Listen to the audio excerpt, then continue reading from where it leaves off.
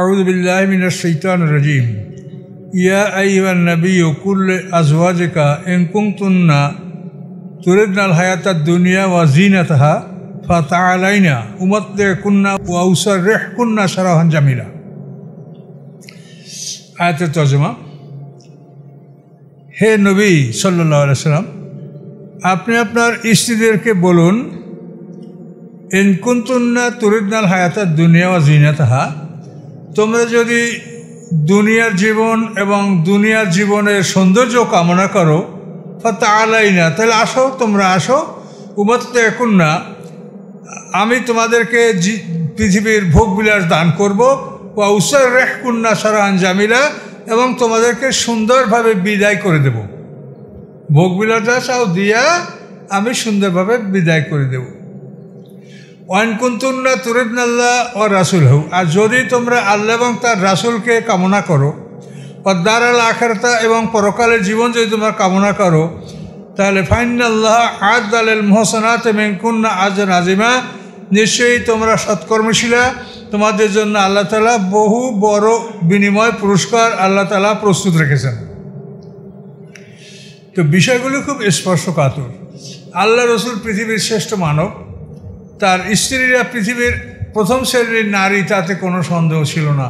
কিন্তু তারপরও পারিবারিক জীবন যে একটা কত বড় জটিল, এগুলি আসলে বোঝানোর জন্য কোরআন পাক এই সমস্ত ঘটনায় আল্লাহ তাআলা এগুলো দৃষ্টান্তগুলি কোরআনে দিয়েছেন।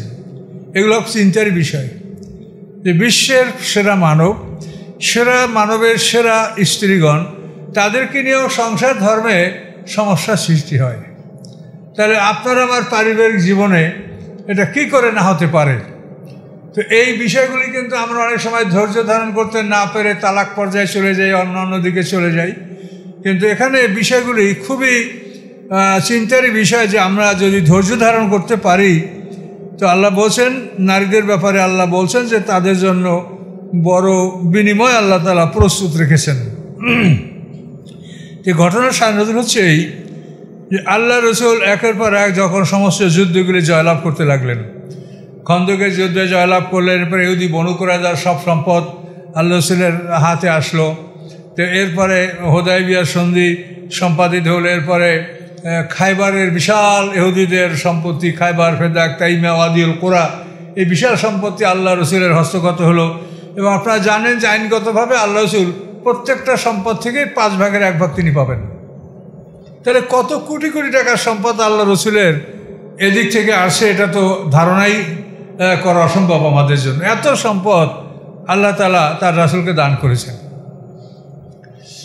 তো এই সব সম্পদ হস্তগত হওয়ার পর স্ত্রীদের মনে স্বাভাবিক চাহিদা যে অন্যান্য রাজা বাদশাদের মতো আপনি একজন রাজা বাদশাহ, তো আমাদের জীবনযাপনটা এরকম সাধারণ থাকবে কেন? এটা আপনি উন্নত মানের জীবনযাপনের ব্যবস্থা আপনি আমাদের জন্য করবেন, এটা তো করতে পারছেন আপনি। কিন্তু আল্লাহ রসুল পছন্দ করেননি। উমর ফারুক, তার জীবন এরকম দেখা যায়। আল্লাহ রসুলও মানে কোরআন পাকে আল্লাহ তাআলা কাফেরদেরকে যেটা বলবেন হাসরের ময়দানে, সেটা হলো আযহাবতুম তাইয়্যিবাতিকুম ফি হায়াতিকুমুদ দুনিয়া। আল্লাহ বলবেন তোমাদের পবিত্র বস্তুগুলি সব তোমরা দুনিয়ার জীবনে নিঃশেষ করে দিয়ে আসছো, কিছু বাকি রাখো নাই। দুনিয়াতে এমন এমন অট্টালিকা যেটা আমরা কল্পনাও করতে পারি, মনে হয় বেহেশত, এরকম সুখ শান্তির বাড়িঘর অনেকে পৃথিবীতে অনেক জায়গায় করেছে, মানুষ করছে। আমাদের চিটাগাংয়ের মতো জায়গায় এমন হোটেল আছে, রিসোর্স আছে যে লক্ষ টাকার উপরে তার 1 রাতের ভাড়া।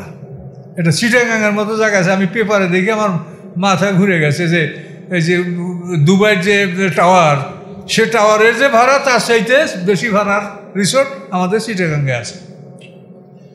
তাহলে এই যে পৃথিবীর বিলাসবহুল জীবন, আপনি 1 রাতে কি খাবেন আর কি ভোগ করবেন যে লক্ষ টাকার ঊর্ধ্বে আপনাকে 1 রাতে ভাড়া দিতে হচ্ছে। তাহলে এই দুনিয়াকে যে স্বর্গে পরিণত করার যতই মানুষ চেষ্টা করুক, কিন্তু এটা কিন্তু ছায়ার উপরে সব তীর মেরা। তীর যখন ফুরেই যাবে তখন দেখবেন যে সব তীর আমি ছায়ার উপরে মেরেছি, পাখিটা উপরে উঠছে, পাখির গায়ে আমি তীর মারতে পারি নাই। তখন দেখবেন যে সব বিফলে গেছে আমার। এই জন্য আল্লাহ তাআলা নবী রাসূলদের জীবনের খুঁটিনাটি বিষয়গুলো কোরআনে তুলে ধরেছেন। যে নবীপত্নীগণ যখন দেখলেন যে আল্লাহ রসুলের সম্পদের কোনো শেষ নাই, হ্যাঁ, মক্কা বিজয়ের পরপরই হুনাইনের যুদ্ধ হলো। সেখানে হুনাইনের যুদ্ধে ৬,০০০ উট, ২৪,০০০ বকরি গনিমতের মাল। তো ৬,০০০ উট থেকে তো আল্লাহ রসুল ৫,০০০, ১,০০০, ১,২৫০ উঠতে আল্লাহ রসুল ওইখান থেকে ১,২৫০ উঠ একটা যুদ্ধে পারে, তারপর বকরি ২৪,০০০। আল্লাহ রসুলের কি সম্পদের কোনো শেষ ছিল? কিন্তু আমরা এই রাসূলের এই জীবনগুলি যেগুলি বাস্তব এবং যেগুলো কোরআনে আছে, এগুলির কোনো চর্চা সমাজে নাই। সমাজে হলো দয়ার নবীজি আমার গরিব ছিলেন, ইহুদির বাড়িতে বর্ম ধার রাখিয়া ৫০ কেজি গম আনছিলেন ধার আমাদের নবী। এটা ভালো বই যেগুলি, সেই সব বইতেও এইসব লেখা দেখলে অবাক হয়ে যেতে হয়, যেদের কী মাথা। আল্লাহ রসুল ইন্তেকালের আগের রাতে তার ঘরে তেল জ্বালাবার, চেরাক জ্বালাবার তেল ছিল না, পাশের বাড়িতে তেল আনতে হয়েছিল ধার করে। কী অদ্ভুত কথা এগুলা! এই অদ্ভুত কথা কেতাবে আসার কারণে মানে এটা হলো কি, যারা হাদিসকে রওয়ায়াত হিসেবে সহি মনে করেন, তারা দেখছেন যে হাদিসটা সহি, তাই তারা তুলে দিয়েছেন। কিন্তু বাস্তবের সাথে তারা মিলে দেখেন না যে হাদিস সহি, কিন্তু আসলে বাস্তবের সাথে এর কোনো মিল আছে না গরমিল, এটা কিন্তু তারা বিবেচনা করেননি। ওই লোকগুলো সরল সোজা, যারা লিখছে তারা আমাদের সাথে ছোট আলেম না, তারা আমাদের অনেক বড় আলেম, কিন্তু তাদের ওই বিশ্বাস যে এটা সহি হাদিস, হাদিসে আছে, তা আমি লিখি। কথা বুঝতে পারছেন বিষয়টা? তারা যে এমন না যে আমাদের মতো মানে আমাদের ছোট আলেম বোঝেন না, তাই ও হাদিসে পাইছে সহি হাদিস, তাই সহি হাদিস হিসেবে লিখেছে তারা। তো এই জন্য আমরা বিষয়টা বারবার আপনাদেরকে বলছি যে আমাদের বিষয়গুলি যেটা আমরা আলোচনা করি সাধারণত এটা সম্পূর্ণ কোরআন ভিত্তিক, যাতে আপনি বিন্দু মাত্র কোনো সন্দেহের কারণ নেই। আসলে যে আল্লাহ রসুল যে গনিমতের ৫ ভাগের ১ ভাগ সম্পদ পাবেন, এটা কোরআন আল্লাহ বলে দিয়েছে। তো এই হিসেবে কত সম্পদ এবং বিনা যুদ্ধে যে সম্পদগুলি আল্লাহ রসুলের হস্তগত হয়েছে, আমা আফাল্লাহ আল্লাহ রসুলহি, আল্লাহ রসুলের প্রতি আল্লাহ যে সম্পদ ফিরে দিয়েছেন, ফামা আউজাবতুন আলাইহি মিন খাইল ওয়া রিকাব, আল্লাহ বলেন সেগুলির ব্যাপারে তোমরা ঘোড়া পরিচালনা করো নাই, উটও পরিচালনা করো নাই, বিনা যুদ্ধে সেগুলি তোমাদের হস্তগত হয়েছে। কাজে এই সম্পদগুলি সব রাসূলের দায়িত্বে দেওয়া হয়, সেগুলো বন্টন করা হয়নি। কাজে আল্লাহ রসুল সে কেসরা বলেন, কায়সার বলেন, হেরাক্লিয়াস বলেন, এদের যে কোনো বাদশার সাথে আল্লাহ রসুলের সম্পদ অনেক বেশি ছিল। যার জন্য আমরা দেখতে আল্লাহ রসুল বিদায় হজে তিনি যে হজ করতে গেছেন, কোরবানির জন্য ১০০ উট নিয়ে গেছেন কোরবানিতে। ৬৩টি উট আল্লাহ রসুল নিজে জবাই করছেন, ৩৭টি উট আল্লাহ রসুলের পক্ষ থেকে হযরত আলী জমা করেছেন। তো এই জন্য বিষয়টা যেটা সত্য, আমরা সেই বিষয়টার চর্চা এটা সমাজে থাকা উচিত। তো এই সত্য দেখেন এখানে, তার মধ্যে আবার এমন একটা জরুরি জিনিস যে আল্লাহ রসুলের পরিবার পরিজন যখন বিলাসবহুল জীবন দাবি করলেন, আল্লাহ রসুল রাগ করলেন, রাগ করে কসম করলেন যে ১ মাসের জন্য তোমাদের সাথে আমি সাক্ষাৎ করব না। এটা নবম হিজরিতে ঘটনা ঘটেছে। আল্লাহ রসুল রাগ করে স্ত্রীদের সাথে কসম করলেন যে আমি এগুলো দিব না তোমাদেরকে। এই জন্য এখানে বলে, আজ কি বলা হয়েছে যে তোমরা যদি দুনিয়া চাও তো আসো, সব দিব, কিন্তু মুক্ত করে দেবো, থাকবে না, আমার সাথে থাকতে পারবে না। এইভাবে আল্লাহ রসুল ১ মাসের জন্য শপথ করেছিলেন। তো এই শপথের এটা খুবই মর্মান্তিক ব্যাপার। আল্লাহ রসুল এইভাবে স্ত্রী রাগ করে তিনি গৃহ অভ্যন্তরে চলে গেলেন, মসজিদের ভিতরে আসতেছেন না। সাহাবায়ে কেরাম বাইরে বসে কান্নাকাটি করছে যে আল্লাহ রসুল কী করলেন, কী অবস্থাটা হলো। যে আবার অনুমতি চাচ্ছে, তা আল্লাহ রসুল কারোর জন্য অনুমতি দিচ্ছেন না। শেষ পর্যন্ত ওমর ফারুক আর আবু বকর সিদ্দিক, এরা তো দুইজন যেমন আল্লাহ রসুলের সাথী, তেমন দুজনই রাসূলের শ্বশুর। তো এরা অনুমতি নিয়ে আল্লাহ রসুলের গৃহে প্রবেশ করলেন। তো ওমর ফারুক জিজ্ঞাসা করলেন, ইয়া রাসূলুল্লাহ, আপনি কি স্ত্রীকে তালাক দিয়েছেন? না, আমি তালাক দেই নেই, ১ মাসের জন্য তাদের কাছে না যাওয়ার আমি কসম করি, ইলা বলে কসম। তখন আবু বকর সিদ্দিক আসিদকে ধমকালেন, ওমর ফারুক তার মেয়ে হাফসাকে ধমকালেন যে তোমরা এরকম করলে আমি ঘাড় মটকাই দেবো তোমাদের একবারে। এভাবে কঠিনভাবে পিতারা ধমকালেন এবং অন্য স্ত্রীদেরকে। একটা মজার কথাই আছে যে জয়নব বিনতে জাহাশ এর ঘরে যখন ওমর ফারুক তাকে ডেকে এরকম শাসাইতেছিলেন, তখন সে উত্তর দিয়ে দিলেন যে ওমর, আমরা রসুলের স্ত্রী, তোমার ওয়াজ করার এখানে প্রয়োজন নাই। কথাটা কিন্তু যুক্তিসঙ্গত। তিনি বলেন যে আমরা রাসূলের স্ত্রী, তোমার ওয়াজের এখানে প্রয়োজন নাই। ওমর ফারুক আসতে চলে গেছে, আর নিয়ে কথা জবাব দেন নাই। তো এভাবেই আল্লাহ রসুল 1 মাস পর্যন্ত স্ত্রীদের সাথে ইলা করেছিলেন এবং 29 দিন পরে আল্লাহ রসুল আবার স্ত্রীদের সাথে স্বাভাবিক জীবনযাপন শুরু করেছেন। তো এই বিষয়ে আল্লাহ রসুল স্ত্রীদেরকে বলেছিলেন যে তোমাদেরকে যে আল্লাহ যে বিষয়টা বলেছে যে তোমরা দুনিয়া চাও না আখিরাত চাও, তো সবাই বলছে যে না, আমরা দুনিয়ার কোনো ধন সম্পদ চাই না, আপনি যেভাবে আমাদের সংসার পরিচালনা করবেন এভাবেই আমরা রাজি আছি। আল্লাহ রসুল স্ত্রীরা সবাই পুণ্যবান পুণ্যবতী, তারা বিশ্বের 1 নম্বর নারী, কাজেই তারা সেভাবেই ছিলেন। কিন্তু এই ঘটনাগুলোটা হওয়ার মানে হলো এই যে আমরা দুনিয়াতে যে অবস্থায় আছি, পারিবারিক সমস্যাটা কিন্তু এরকম হতেই পারে। এই পারিবারিক সমস্যার ব্যাপারে আল্লাহ তাআলা কোরআনে 3টা শব্দ ব্যবহার করে, ওয়ান তাফু ওয়া তাগফিরু ওয়া তাসফাহু, 3টার অর্থই ক্ষমা করা।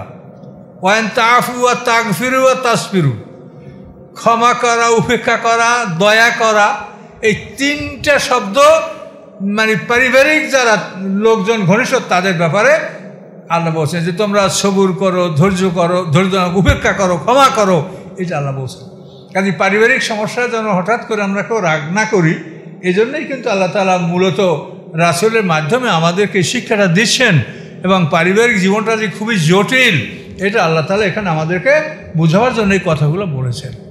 এগুলি দ্বারা সমালোচনাও শুরু করে দিতে পারে, যার যেটা আল্লাহ তো বলেই দিয়েছেন যে আমি এই কোরআন দ্বারাই হেদায়েত করি, এই কোরআন দ্বারাই মানুষকে গোমরাহ করি। এটা দিয়ে সমালোচকরা বহুত সমালোচনাও করতে পারে, এই নবী এই কেন সেই কেন, এত বিয়া কেন, তমুক কেন তমুক কেন। কাজে এগুলো বড় হলো বেয়াদবি। আমরা আল্লাহর গোলাম, মালিক আমাদের আল্লাহ। এখন মালিক কাকে দিয়ে কি কাজ করাবেন সে তো মালিক জানেন। আর মালিক যাকে দিয়ে বেশি কাজ করাবেন, বেশি পরিশ্রম করাবেন, মালিক তাকে তো বেশি বিনিময়ও দিবেন কিনা, দিবেন কিনা? তাহলে নবীদের দ্বারা আল্লাহ যে কাজ করেছেন সেই কাজ আমরা করতে পারিনি। কাজে নবীদের দ্বারা যে অসাধারণ কাজ আল্লাহ করিয়েছেন, এই জন্য দুনিয়াতেও তাদেরকে অসাধারণ পুরস্কার দান করেছেন। যার জন্য নবীদের জীবনে বহু বিবাহ, সুন্দরীদের সাথে তাদের বিবাহ, বিশ্বের শ্রেষ্ঠ নারীদের সাথে বিবাহ নবীদের। এটা কেন? যে এরা আল্লাহর গোলাম, আল্লাহ তাআলা তার এই গোলামদের দ্বারা পৃথিবীতে সবচেয়ে বেশি পরিশ্রম করিয়েছেন, আর পৃথিবীর উত্তম পুরস্কারগুলো তাদেরকে দান করছেন। এইটা দেখে আপনার ঈর্ষা করলে তো হবে না। হ্যাঁ, যে বিয়ে মোটেও করতে পারে না সে আরেকজনের বিবাহের উপরে ঈর্ষা করলে কি এটা কিছু হবে? এগুলো হলো মানুষের একটা মানসিক প্রতিহিংসা। নবী রাসূলদের এই সমস্ত ব্যাপারে পারিবারিক জীবনে এ ধরনের সমস্যা, এটা হলো প্রতিহিংসা, এটা বরদাস্ত করতে পারছে না, এই জন্য বলে। কিন্তু আসলে বিষয়টা তা না। বিষয়টা হলো মালিক যাকে দিয়ে যা কাজ করার, মালিক যাকে যে সুযোগ সুবিধা দিবেন, এটা মালিকের ব্যাপার, এখানে আমাদের কোনো হাত নাই। আল্লাহ রসুল যে বিবাহের অনুমতি ছিল সেটা তো আমাদের কারো নাই, এটা তো মালিকের ব্যাপার। 11 স্ত্রী আল্লাহ রসুলের ছিল, 2 জন মারা গেছেন, খাদিজাতুল কুবরা রাদিয়াল্লাহু তাআলা আনহা আর হলো জায়নব বিনতে খুজাইমা, উম্মুল মাসাকিন যাকে বলা হতো, জায়নব বিনতে খুজাইমা বিবাহের 1 বছরের পরে ইনি ইন্তেকাল করেছেন। এই 2 জন ছাড়া 9 জন স্ত্রী আল্লাহ রসুলের ইন্তেকাল পর্যন্ত সবাই জীবিত ছিলেন। এরপর আবার ইয়া নেসান নবী, হে নবী পত্নীগণ, মায়াতে মেনকুন নবী ভাষাতে মোবাইনা, তোমাদের মধ্যে হতে কেউ যদি স্পষ্ট অশালীন কাজ করে, ইউদাফলাল আযাব ও জেফাইনে, তাকে দ্বিগুণ শাস্তি দেওয়া হবে। তুমি সর্বশ্রেষ্ঠ সম্মানিত, কাজে তুমি যদি অপরাধ করো তো তোমাকে শাস্তি দেওয়া হবে দ্বিগুণ। যেহেতু তুমি নবী পত্নী, নবী পরিবারে, কাজে এরা অন্যায় কেউ করেন নাই, তারপরে এটা সতর্ক করা হয়েছে যে অন্যায় করলে তোমাকে দ্বিগুণ শাস্তি দেওয়া হবে। ওয়াকানা যালিকা আল্লাহ ইয়াসিরা, এবং আল্লাহর উপরে এই শাস্তি দেওয়া খুবই সহজ। এটা আল্লাহকে এই শাস্তি দিতে কোনো কষ্ট হবে না, আসামি পাকড়াও করতে কোনো খোঁজাখুঁজি লাগবে না, আসামি এমনিই গ্রেপ্তার করে ফেরেশতারা নিয়ে আসবে, তাতে ওরকম পৃথিবীর মতো কষ্ট হবে না। আমাইয়াকতুব মিনকুন্না লিল্লাহি রাসূলি, আর তোমাদের মধ্যে হতে যারা আল্লাহ এবং আল্লাহ রসুলের অনুগত হবে, আল্লাহ এবং আল্লাহ রসুলের আনুগত্য করবে, ওয়াতামাল সলেহান, এবং ভালো কাজ করবে, নুতে আজহা মারাতাইন, আল্লাহ বলেন তাদেরকে আমি দ্বিগুণ সওয়াব দেব। নবী পরিবারের পত্নীগণ অপরাধ করলে তাদেরকে দ্বিগুণ শাস্তির হুমকি দেওয়া হয়েছে, আর নেকামল করলে তাদেরকে দ্বিগুণ পুরস্কার দেওয়ার কথা আল্লাহ তাআলা ঘোষণা করছে। এটা যিনি মালিক তার আদেশ, আমাদের এখানে কিছু বলার বা মন্তব্য করা কিছু নাই। আল্লাহ বলছেন অপরের অনুগ্রহ দেখে আফসোস করো না, বরং তোমার যা দরকার আল্লাহর কাছে চাও। কথা বুঝতে পারছেন? অপরের ধন সম্পদ জ্ঞান স্বাস্থ্য সৌন্দর্য দেখে আপনি ঈর্ষা করেন না, আপনার যা দরকার তা মালিকের কাছে চান। মালিকের সম্পদ ফুরিয়ে যায় নাই, জমুককে দিয়েছে আর নাই, আপনাকে দিতে পারবে না, এই মালিক সেই মালিক না। কাজে আপনার যা প্রয়োজন আপনি আল্লাহর কাছে চান, আপনি আরেকজনের প্রতি হিংসা বিদ্বেষ করিয়েন না, এটা শিক্ষা। ওয়াতাদনা রিজকান কারিমা, এবং আল্লাহ বলেন তাদের জন্য আমি সম্মানিত জীবিকা আমি প্রস্তুত রেখেছি। ইয়া নেশান নবী, হে নবী পুত্রগণ, লাস্তুন্ন কাহাদেম মিন নিসা, তোমরা অন্য নারীদের মতো নও, অন্য সাধারণ মহিলাদের তোমরা না, তোমরা রাসূলের পত্নী, তোমরা অসাধারণ।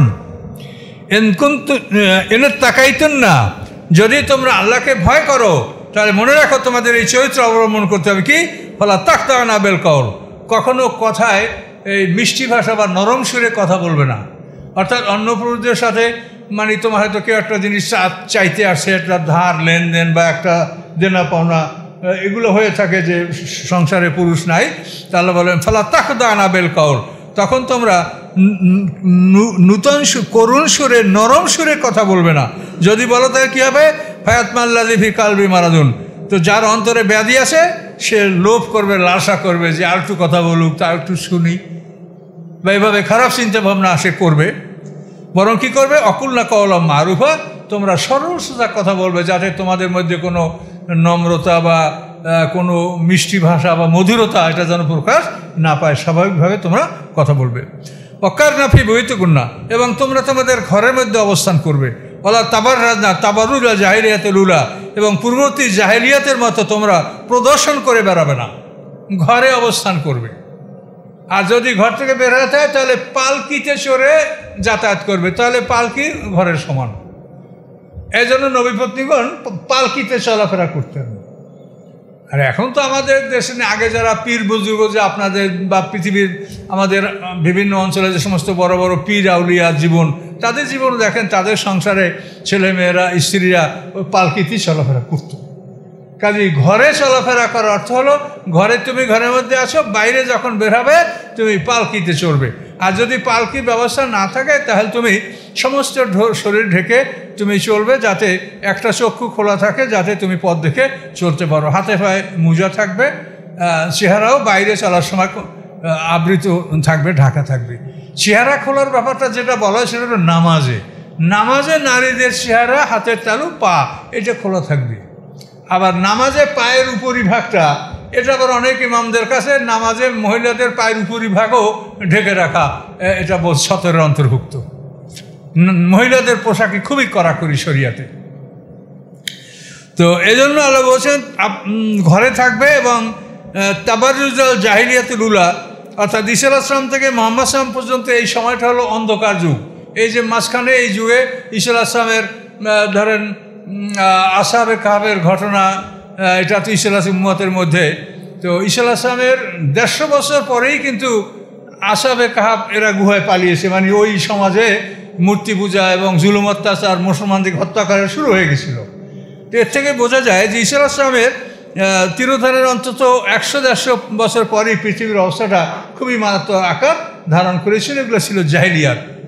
এই জন্য আল্লাহ বলছেন যে সেই পূর্ববর্তী জাহিলিয়াতের মতো তোমরা চলাফেরা করবে না। তাবাররুজ মানে প্রদর্শনী করে বেড়ানো, এমন পোশাক পরবে যে আপনি না তাকাইয়া কোনো উপায় নাই, কিন্তু তাকাইতে গেলেই তখন আল্লাহ যেটা বলছিলেন মনে রাখবেন যে কুল্লিল মুমিনিন ইয়াগুদ্দু মিন আবসারিহিম।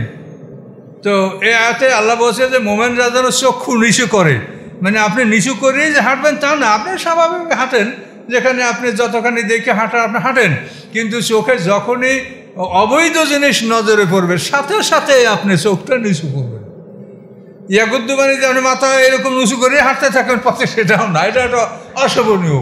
আপনি স্বাভাবিকভাবে চলেন, কিন্তু যখন অবৈধ কোনো কিছু নজরে আসে তবে একেবারে ডাক করে আপনি ডাউন, আপনি চোখ দৃষ্টি নিচে করবেন, দেখবেনই না যে কী আছে ওখানে। এটা আল্লাহ বলছে।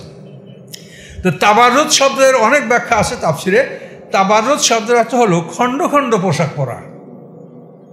কথা বলতে পারছে, এই ছায়া, এই ব্লাউজ, এই শাড়ি, এইখানে এতটুক, ওইখানে অতটুক, শরীরে এইখান দিয়ে একটু দেখা যায়, ওইখান দিয়ে একটু দেখা যায়, এই গলা দেখা যায়, এই কান দেখা যায়, এই চুল দেখা যায়, এই রকম যে খণ্ড খণ্ড পোশাক পরা, এইটাকে আরবি ভাষায় তাবাররুজ বলা হয়। খণ্ড খণ্ড পোশাক পরা এটা শরিয়াতে নিষেধ। শরিয়াতে আপনি জামা, পাজামা, তারপরে ওড়না পরবে, এর উপরে বড় চাদর পরবে, সেই এক চাদরে সমস্ত শরীরটা যেন ঢেকে যায়, এটা কোরআনে বলা হয়েছে। বোরকার কথা কিন্তু কোরআনে বলা হয় না। আমাদের বোরকা পরে মহিলারা চুলগুলো বোরকার বাইরে পিছনে ফেলে রাখছে, বোরকা পরছে, অথচ কানের দুল, গলা, সব, গলা তো সতর, এই মহিলাদের গলা কানের সতর। মুখমণ্ডল কাকে বলে? এই দুই কানের মাঝখানে এই চুলের গোড়া আর এই থুতনি, এটার মুখমণ্ডল। এইটা নামাজে খোলা রাখা, এটা মানে নামাজের সতর না, কিন্তু বাইরে তো এটাও সতর। কাজে এই জন্য কোরআনে যেটা বলা হচ্ছে সেটা জিলবাব, জালাবি বেহেন না, এটা জিলবাব আপনারা পাবেন তাফসীরে।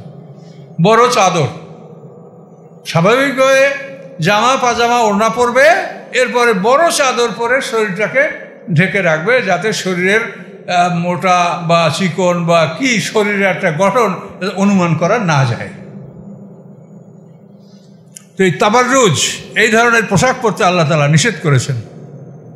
তারপর নারীদেরকে পুরুষের পোশাক, পুরুষ সাজতে মানা করা হয়েছে, পুরুষদেরকে নারী সাজতে মানা করা হয়েছে। মোতারাজ্জিলাত মোতানাম্মিসাত, আল্লাহ রসুল কঠিনভাবে নিষেধ করেছেন, এভাবে যেন কেউ মানে আকৃতি পরিবর্তন না করে। নারীরা পুরুষের পোশাক পরবে আর পুরুষ আবার নারীর পোশাক পরবে, এইটা যেন না হয়। ও আকিমনা সালাতা আতিনা জাকাতা, নবী পরিবারের উপর থেকে কথাগুলো আমাদেরকে বলা হচ্ছে। আকিমনা সালাতা আতিনা জাকাতা, তোমরা নামাজ প্রতিষ্ঠা করো, জাকাত আদায় করো, অতেন আল্লাহ ও রাসূলাহু, আল্লাহ এবং আল্লাহ রসুলের আনুগত্য করো। ইন্নামা ইরিদুল্লাহু লিইয়ুযহিবা আনকুমুর রিজসা আহলাল বাইত, নিশ্চয়ই আল্লাহ চাচ্ছেন যে তোমরা আহলে বাইত, তোমাদের থেকে অপবিত্রতা আল্লাহ তাআলা দূরে রাখবেন। ওয়া ইউতাহহিরাকুম তাতহীরা, এবং তোমাদেরকে সম্পূর্ণ পবিত্র আল্লাহ করবেন। তো এই যে আহলে বাইত, এই যাদের সম্পর্কে কথাগুলো বলো নবী পত্নীগণ, এরা হচ্ছে আহলে বাইত। কিন্তু আপনারা বর্তমান সময়ে দেখবেন যে অধিকাংশ আলেমের মধ্যে এরকম ধারণা যে আহলে বাইত হলো হযরত আলী, ফাতেমা, হাসান, হোসেন, এদেরকে আহলে বাইত বলা হয়। কিন্তু এটা হলো শিয়াদের একটা ধারণা। কিন্তু আহলে বাইত, কোরআনে আপনি কী পড়লেন? এত সময় কাকে বলা হইল? নবী পত্নীগণকে লক্ষ্য করেই বলা হইল। এবং সর্বশেষ বলা হলো কি, ইন্নামা ইরিদুল্লাহু লিইয়ুযহিবা আনকুমুর রিজসা আহলাল বাইত, নিশ্চয়ই আল্লাহ চান যে তোমরা আহলে বাইত, তোমাদের থেকে অপবিত্র আল্লাহ তাআলা দূর করবেন, তোমাদের মধ্যে অপবিত্রতা না থাকে। তাহলে আহলে বাইত কারা? নবী পত্নীগণ। এবং নবী পত্নীগণের মধ্যে ফাতেমা, আলী, হাসানরাও তাদেরই অন্তর্ভুক্ত। কিন্তু আহলে বাইত বলতে যদি আমরা হযরত আলী, হাসান, ফাতেমাকেই বলি, এবং এবারে খুব সুন্দর সুন্দর হাদিস আছে যে আল্লাহ রসুল কোনো একদিন একটা কালো চাদরের মধ্যে বললেন আহলে বাইত আসো, তখন আলী আসলো, ফাতেমা আসলো, হাসান হোসেন আসলো, বিবিরা বললেন, আসিজে বললেন, ইয়া রাসূল, আমি কি আহলে বাইত? আমি ঢুকতে পারবো না ওর মধ্যে? না, পারবে না। এরকম হাদিস আছে। তো এখন এই জন্য কোরআনকে আপনার প্রাধান্য দেন। আহলে বাইত মানে কি? পরিবারের লোকজন। স্ত্রী কি পরিবারের লোকজন না? স্ত্রীর কে আসে আপন পরিবারের?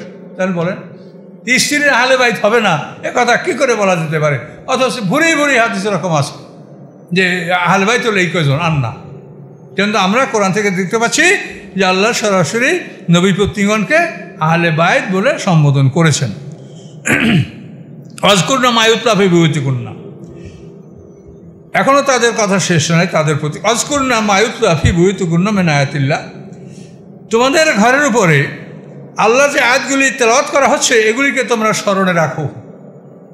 আয়াতিল্লাহ ওয়াল হিকমতে, কোরআনের আয়াত এবং হেকমত। হেকমত মানে আয়াতের ব্যাখ্যা, আমলের পদ্ধতি।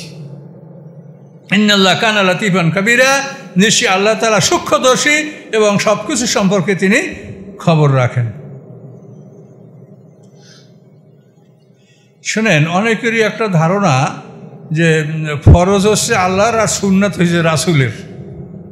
এরকম ভুল ধারণা আমরাও প্রথম জীবনে পোষণ করছি যে সুন্নাত তো রাসূলের, সুন্নাত তো রাসূলই এটা বলা হয়, কিন্তু আসলে ঠিক না। সুন্নাত তো আল্লাহর, রাসূলের কিছু না। রাসূল হলো শুধু প্রচারক। কথা বলতে পারছেন? ফরজ, সুন্নাত, মুস্তাহাব সব আল্লাহর, রাসূল হলো শুধু প্রচারক, রাসূলের কিছু না। এই এখনই একটা তাফসীর খুললাম, আসছি সময় দিয়ে খুলে দেখি ওই কথা, এই মানে রাসূলকে মানে আমল ভাগ করে দিয়েছে যে আল্লাহর আর এগুলি রাসূলের। এগুলো অনেক তাফসিরে খুললে এই ধরনের কথাই দেখা যায়। মানুষ কোথায় যাবে বলেন? সুন্নাত যে আল্লাহ, এটা আপনি কোরআন থেকে নেন। সুন্নাতা মান কাদ আরসালনা কাবলাকা মির রাসূলিনা ওয়ালা তাজিদু লিসুন্নাতিনা তাহবিলা। আল্লাহ বলেন পূর্ববর্তী নবী রাসূলদের সাথে আমার যে কর্মপদ্ধতি ছিল সেটা আমি পরিবর্তন করব না, ওই কর্মপদ্ধতি আপনার সাথেও থাকবে। ওয়ালা তাজিদু লিসুন্নাতিনা তাহবিলা। সুন্নাত না মানে কি? আমার সুন্নাত। তাহলে সুন্নাত তো আল্লাহ, সুন্নাত আল্লাহ তাবদিলা সুন্নাতে না তাহবিলা, এটা সব কোরআনে বলা আছে। সুন্নাত তো আল্লাহ নিজে বলে এটা আমার। সুন্নাত হলো আপনি কার্য সম্পাদন করার যে নিয়মটা, এটার নাম সুন্নাত। আকিমুস সালাহ এটা হলো ফরজ, আর নামাজ পড়ছেন এটা হলো সুন্নাত। মানে কিভাবে নামাজটা পড়তে হবে এই কর্মপদ্ধতিটার নাম হচ্ছে সুন্নাত। কিন্তু আমরা ভাগ করে ফেলাইছি আল্লাহর ফরজ আর রাসূলের সুন্নাত। রাসূলের কোনো সুন্নাত, রাসূল আল্লাহর পক্ষ থেকে সব কিছু বর্ণনা করেন। এই নামাজ কীভাবে ভালো করে পড়া যাবে এই জন্য আল্লাহ তাআলা যে পদ্ধতিগুলো, এগুলো তো আমরা যথাস্থানে আলোচনা করি যে আমরা সঠিকভাবে নামাজ যাতে পড়তে পারি। এই জন্য নামাজের আগে রিহার্সালমূলক আমরা সুন্নাতগুলো পড়ে তারপর ফরজ নামাজ পড়ি, যাতে আমাদের অ্যাটেনশনটা, আমাদের নসটা ঠিক হয়, আত্মাটা ঠিক হয়। এই জন্য আমরা আগে সুন্নাত পড়ে নিছি। আবার নামাজের ক্ষতিপূরণ হলে সেটার জন্য আমরা আবার পরে সুন্নাত পড়ে নিছি। এভাবে আল্লাহ তাআলাই রাসূলকে এই বিধান, এই বর্ণনা দিয়েছেন। ইন্নাল মুসলিমিনা ওয়াল মুসলিমাতি ওয়াল মুমিনিনা ওয়াল মুমিনাতি, নিশ্চয়ই আত্মসমর্পণকারী পুরুষ, আত্মসমর্পণকারী নারী, বিশ্বাসী পুরুষ, বিশ্বাসী নারী, কানিতিনা বিনয়ী পুরুষ, বিনয়ী নারী, সাদিকিনা সত্যবাদী পুরুষ, অসাদেকাতে সত্যবাদী নারী, সাবিরিনা ধৈর্যশীল পুরুষ, অসাবেরাতে ধৈর্যশীল নারী, খাশিনা আল্লাহ ভীরু অর্থাৎ যারা আল্লাহকে ভয় করে,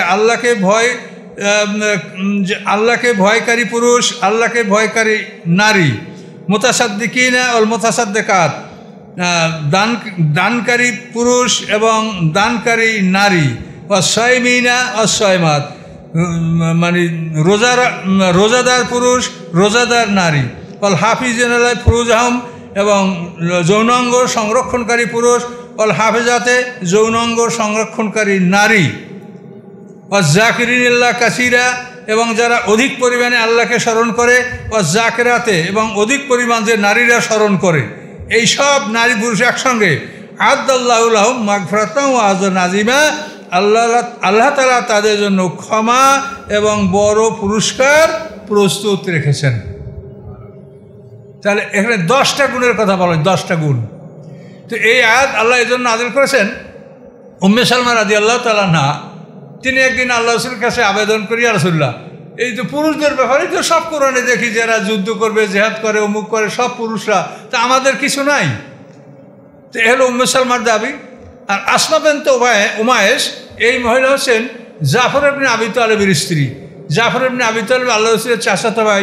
আপনারা জানেন যে উনি প্রথম আবিসিনে হিজরত করছিলেন, ওখান থেকে আসার পরে মওতার যুদ্ধে উনি সেনাপতি ছিলেন এবং নির্মমভাবে ওনাকে হত্যা করা হয়েছে। 2 হাত কাটার পরে বুকের সাথে এরকম ঝান্ডা ধরে উনি লড়াই করছেন। জাফর ইবনে আবি তালেব, যাকে জাফরের তৈয়ার বলা হয়, যে জান্নাতি উড়ে বেড়াচ্ছেন তিনি, এই জাফরের তৈয়ারের স্ত্রী হলো আসমা বিনতে উমায়েশ।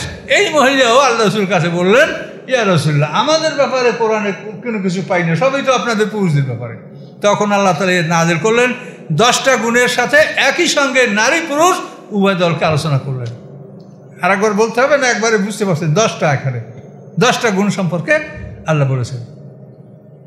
প্রথমে হলো মুসলিমিনা মুসলিমাত, মানে আত্মসমর্পণকারী পুরুষ, আত্মসমর্পণকারী নারী। তারপর বিশ্বাসী পুরুষ, বিশ্বাসী নারী। তারপর হলো কানিতিন অর্থাৎ বিনয়ী পুরুষ, বিনয়ী নারী। সত্যবাদী পুরুষ, সত্যবাদী নারী। ধৈর্যশীল পুরুষ, ধৈর্যশীলা নারী। তারপরে আল্লাহ ভীরু, যারা সবসময় শাস্তিকে ভয় করে, আযাবকে ভয় করে, এই ভীত পুরুষ, ভীত নারী। সৎকারী মানে দানশীল পুরুষ, দানশীল নারী। রোজাদার পুরুষ, রোজাদার নারী। তারপর লজ্জাস্থান সংরক্ষণকারী পুরুষ, লজ্জাস্থান সংরক্ষণকারী নারী। এবং আল্লাহকে অধিক স্মরণকারী পুরুষ, আল্লাহকে অধিক স্মরণকারী নারী।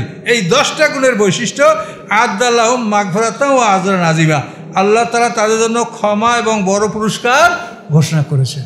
আমলি জিন্দেগি সম্পর্কে এখানে 10টা কাজের কথা নারী পুরুষকে একসঙ্গে আল্লাহ উল্লেখ করেছেন, যাতে নারীরা হতাশ না হয় বা নারীরা আর বলতে না পারে যে আমাদের কথা আল্লাহ তাআলা বলে নেই। এখানে কিন্তু একেবারে 10টা বিষয়ের উপরে নারী পুরুষকে সমানভাবে আল্লাহ তাআলা আলোচনা করে দিয়েছেন। এই তাফসীর পড়বেন আর নারীদেরকে এগুলো পড়াই শোনাবে যে তোমাদের কথা আল্লাহ তাআলা কোরআনে বলছে, ভয় নেই। আচ্ছা, এরপর আবার একটা অন্য প্রসঙ্গ। কোরআনে যতগুলি আয়াত আছে এবং যতগুলি বিধান এবং যতগুলি কুপ্রথা সমাজে বিলুপ্তকরণ, এগুলি সব আল্লাহ কোরআনের মাধ্যমে করেছেন এবং এই প্রত্যেকটা কাজে আল্লাহ রসুলের সরাসরি অংশগ্রহণ এটা আল্লাহ দাবি করেছেন এবং তাকে দিয়েই সব কাজ করিয়েছেন। তো এখন নিচে একটা সমাজে কুপ্রথা এইটা বিলীনের ব্যাপারে এখানে বিধান, সেটা হলো ধর্ম ছেলে, ধর্ম আত্মীয়, ধর্মকুটুম, এইটা যে শরিয়াতে আর কোনোই অস্তিত্ব নাই।